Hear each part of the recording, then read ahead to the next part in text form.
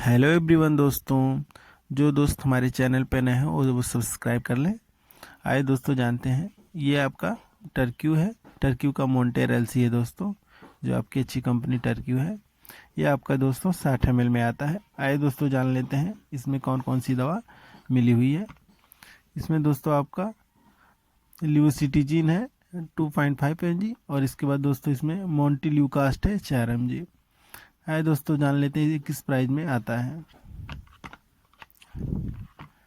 ये दोस्तों आपका 102 रुपये MRP है, जो किसी भी नज़दीकी मेडिकल स्टोर पे आसानी से मिल जाएगा।